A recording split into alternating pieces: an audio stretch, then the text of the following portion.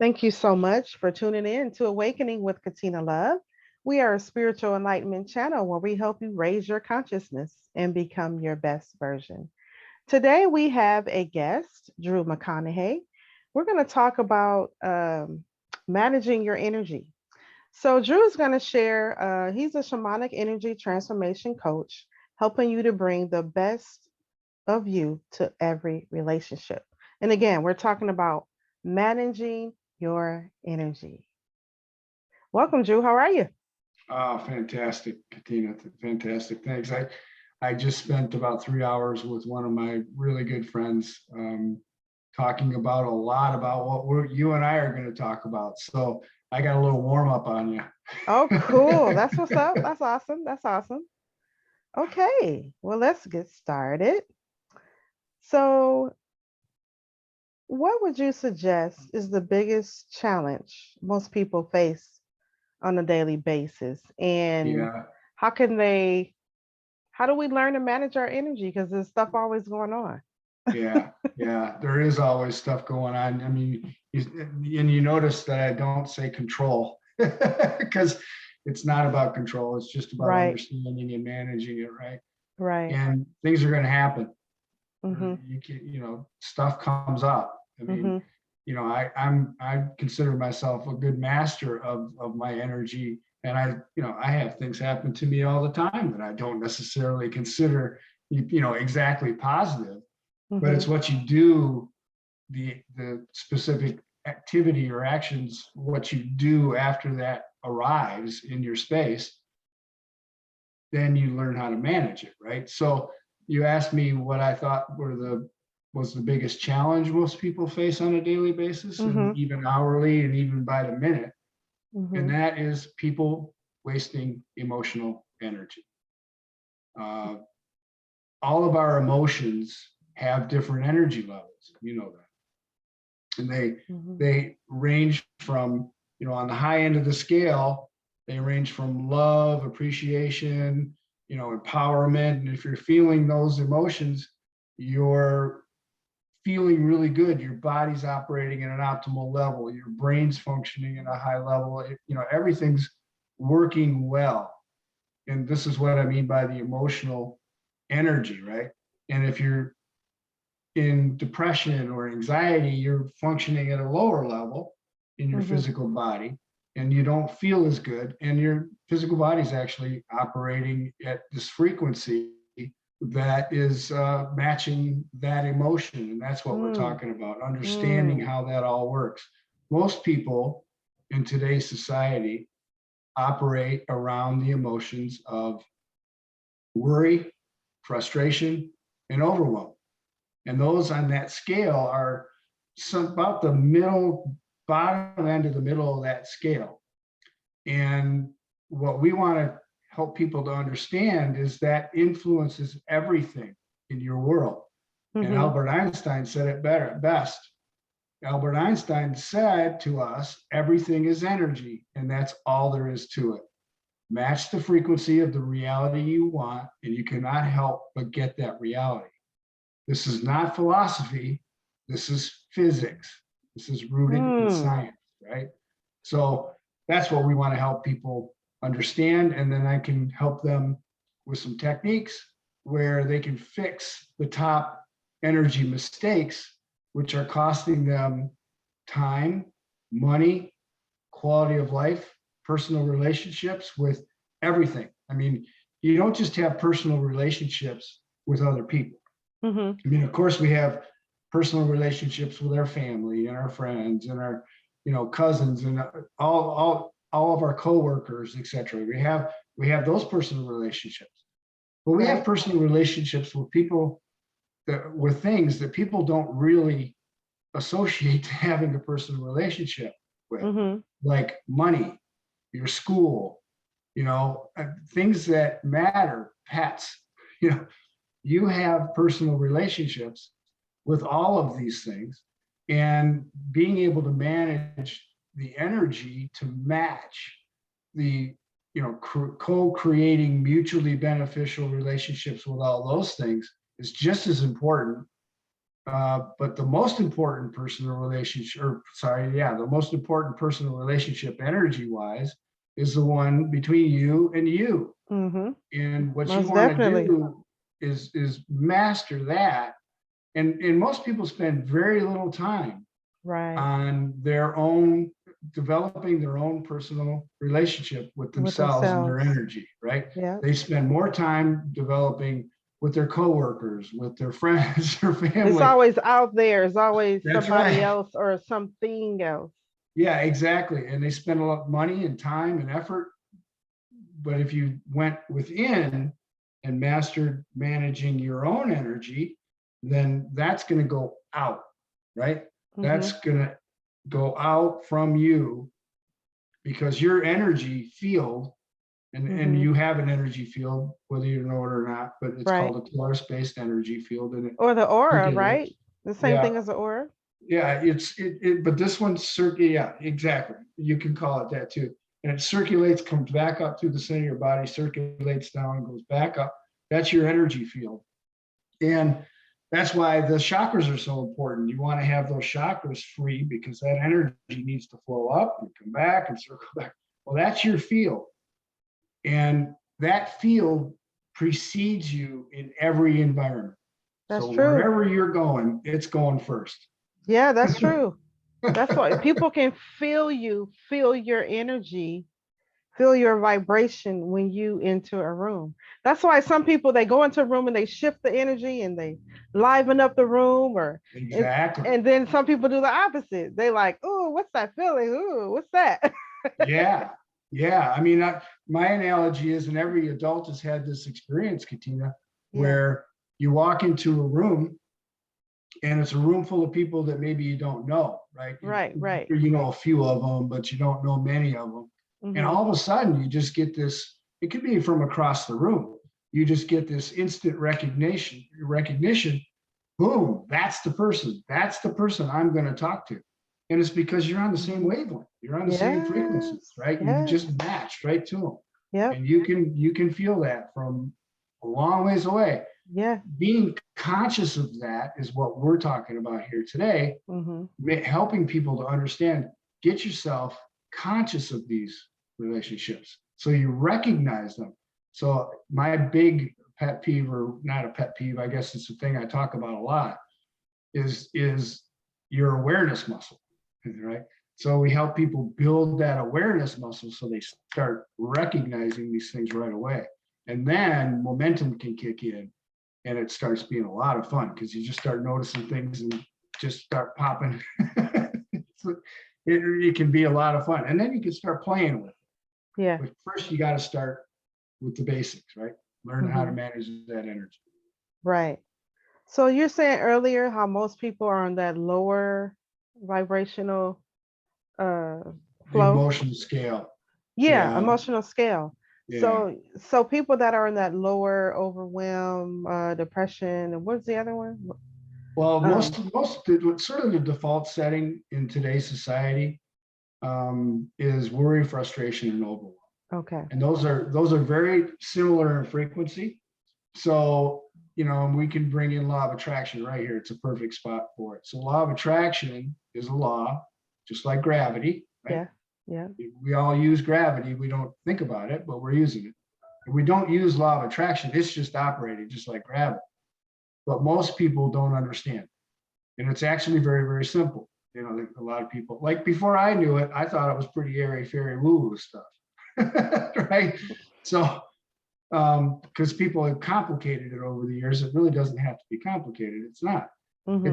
That was just like into itself is drawn. In other words, like energy attracts like Like energy. And energy. that just makes sense. You don't have to think much about it. Right. So if we think a thought, this is what I teach people in terms of how to learn how to manage their energy, is understanding that our thoughts are things. Our thoughts generate emotions in our body. So if you think a thought, let's say you're worried about something, whatever, it could be anything, Mm-hmm. but you're worried about it. And now law of attraction is going to kick in at about the 15, 16 15 second mark. seconds. Yeah. Yeah. And if you're worried about that for that amount of time, you're going to attract another thought just like it, because it's an emotion. Now, it may not be worry. It could be frustration, or it could be overwhelm, because they're so similar. Right. And all it takes is 4 of those in a row, and you've got yourself rolling down a track that's really hard to stop.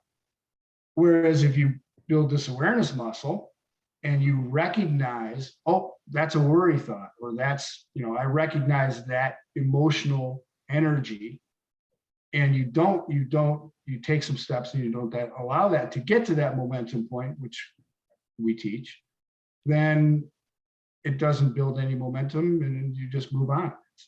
It's not part of your existence anymore. Mm-hmm. And that's what Albert Einstein was talking about in creating your own reality, understanding how that works. So, for example, I don't go through my whole day going, oh yeah, that worked out perfect, and that worked out perfect, and that worked. It's just, life doesn't work that way, right? You're always going to have stuff come up that you don't necessarily perceive as positive.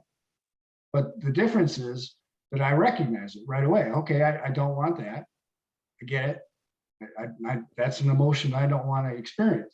Right. So if that's the emotion I don't want to experience, what's the emotion I do want to experience? Right. Well, now I take my attention. I go, oh, I want that. Okay, Mm-hmm. so I just focus my attention on that. And you get what you focus on. Yeah. So if I focus my attention on where I want to be, then this energy of what I didn't want just has to fade away. It can't exist in my reality anymore. That's what Albert Einstein was talking about. Most definitely. But we do have those times, Drew, when we are in the higher vibration, the emotional scale, and we're doing, we're vibrating higher, we're excited about something, or we are in that flow. Maybe we meditated that day, and maybe we feel rejuvenated and excited about what's to come. Talk to us a little bit about how that goes, as far as attracting more and more of that feeling, or more and more people who are on that same vibration. Sure. Yeah, and the best thing to do is consciously set that vibrational frequency first thing in the morning. Yeah. This is Most definitely sort of the core. Get up. You're pretty neutral when you get up, because you just got done sleeping. You haven't created any negative momentum. Mm-hmm. Get up, meditate. I teach conscious meditation techniques, where I basically teach people how to bring in the emotional frequencies that they choose to retain, sustain, and maintain, right? Mm-hmm. Then there's some tricks that I teach based on neurolinguistic programming and certain things, because it's a lot easier, actually, while we're on this subject, it's easier to teach people how to think themselves into this than teaching people how to have no thought. That's one of the reasons I went down this road, Mm-hmm. because most people want to think. They've been thinking their whole life, right? So why not give them something else to think about? So I have them focus on the emotions of love and empowerment and appreciation and clarity and focus. And there's tricks that I have.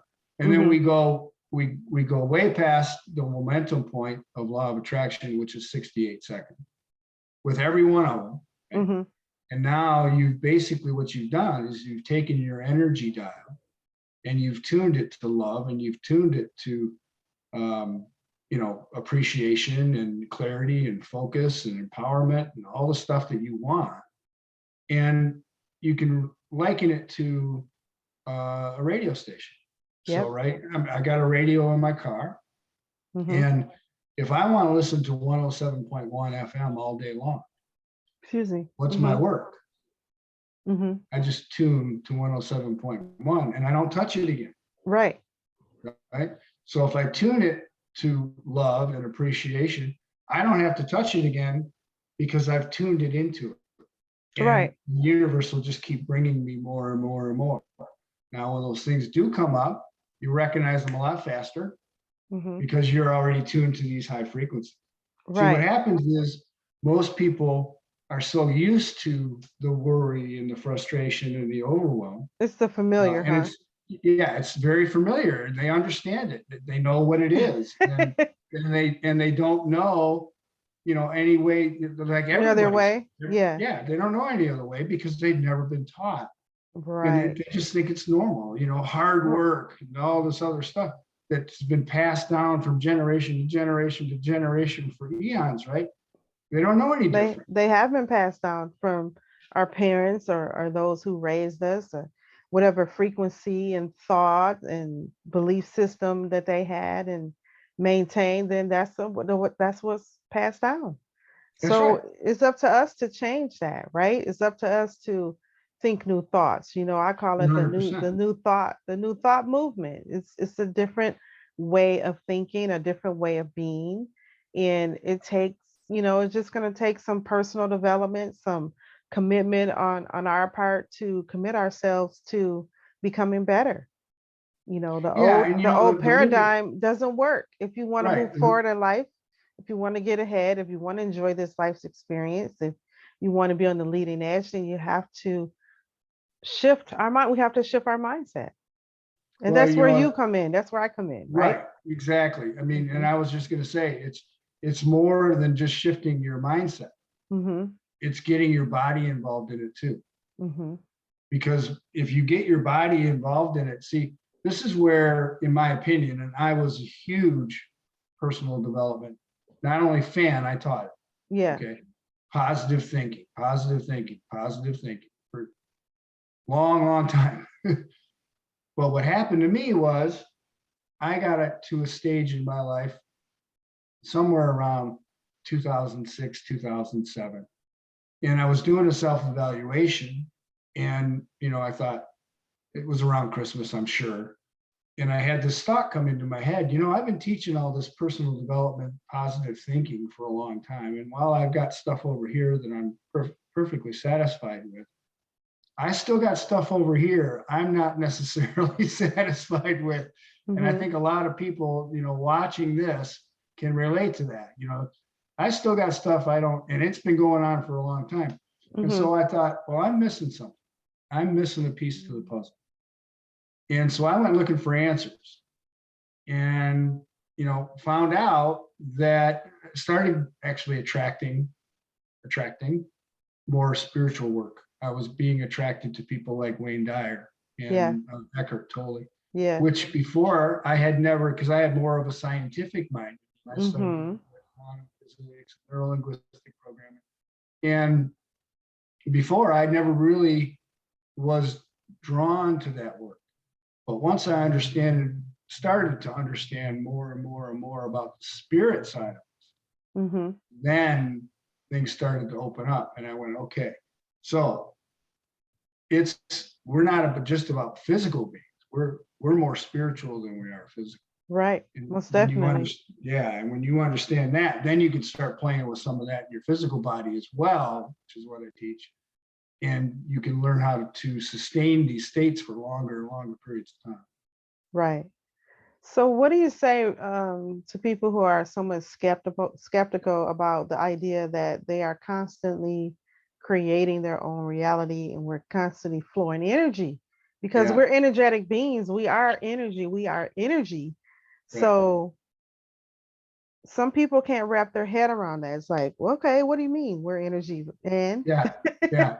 So that's really simple actually, yeah. and this came up when I was given I was driving for Lyft for 4 years. I gave over 14,000 rides, so I have a lot of experience being right in the energy fields of different people. 14 more than 14,000 of them. This sort of came up when I had a emergency room surgeon get in my car one day, Hmm. and I had signs in my car about the I called myself the uplift driver. I like that. I like So I that. had signs in there about energy and uplifting. And he said, what can you tell me about this energy? And I go, well, we're flowing energy all the time. He goes, what do you mean? Okay. So I said, well, think about it. If we're not flowing energy, I mean, everything that happens within our physical body is electrochemical reaction. Hmm. Where's the electro come from? We're not plugging ourselves in the wall, right? Right, right. So that shows you we're flowing this energy. But if we're not flowing it, what are we? Hmm. We're corpses. So what about when we're sleeping though? We're flowing Well, when energy you're then, sleeping, you're just in a a lower state, yeah, lower brainwave state, and everything right? just slows down. It slows down. Everything just slows down. But when And we're in that's a, actually, go ahead. I'm sorry, but when we're awake, we're always thinking. So is the thinking part which brings up Bingo. that wave? Yeah. So you have five different states, and everybody's in five different states, at different times of the day.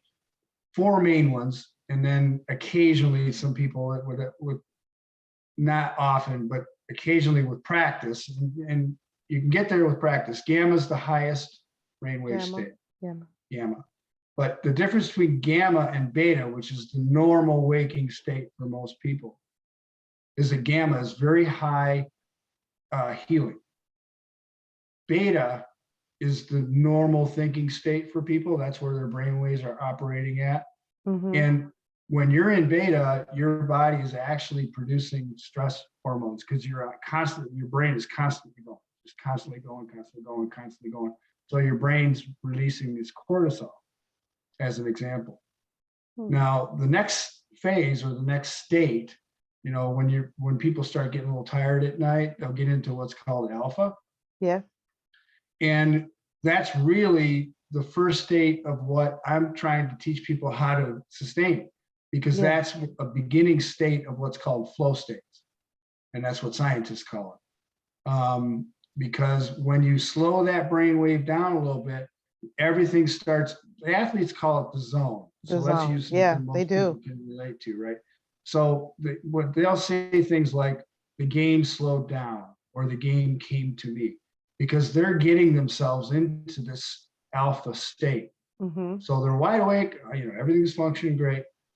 And when you talk to any athlete or any coach, a lot of times, let's say you have, two really good basketball players. I'm just going to use an example. They're both physically, on the same level. They can Mm-hmm. all do the same. They can both do the same things. The one that's going to go up to the top and maybe become a pro and be really good at it is the one that's going to be able to manage his energy. He's going to be able to get deeper into beyond beta, or sorry, beyond, got beta, alpha, beyond alpha, Mm-hmm. and get into what's called waking states of theta. And now your brain's Mm. really slowing down and everything starts opening up. And that's the objective. That's really what the techniques that I teach.